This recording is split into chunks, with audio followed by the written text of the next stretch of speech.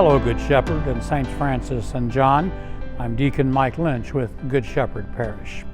This week we prepare with the Gospel message for the fourth Sunday in Ordinary Time. A reading from the Gospel according to Mark.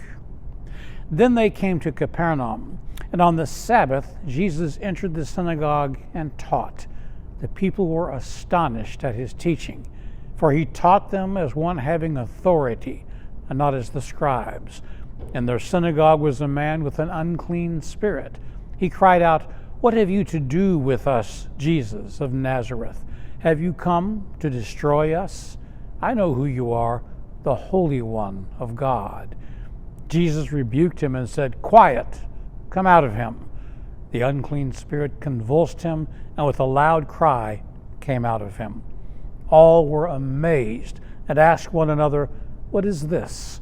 A new teaching with authority. He commands even the unclean spirits, and they obey him." His fame spread everywhere throughout the whole region of Galilee. This story from early in Mark's Gospel occurs right after Jesus called his first apostles, which we heard last weekend at Mass. And now we read how he begins his ministry publicly and boldly, teaching in the synagogue at Capernaum. And his teaching is so powerful that it captures the attention of his hearers far more than the teaching they have heard from the scribes, who were the experts on the law in Jesus' day.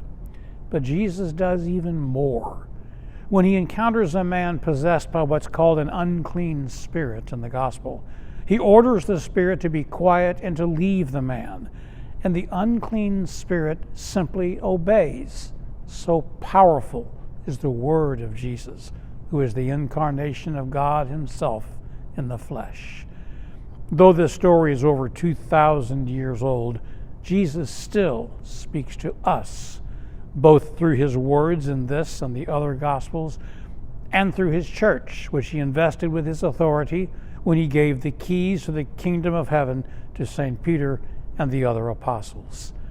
The church exists to continue the teachings and work of Jesus and his apostles in modern times, and to offer guidance to church members and to the whole world, because Jesus commanded his church to teach, make disciples, and baptize in his name throughout the world.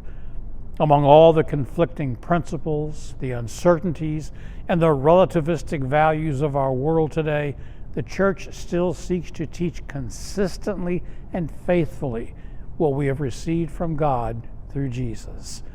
As members of the body of Christ, when we're wondering which source of teaching on serious matters of morality to trust as authoritative, the Catholic Church is not simply one among many other sources of guidance.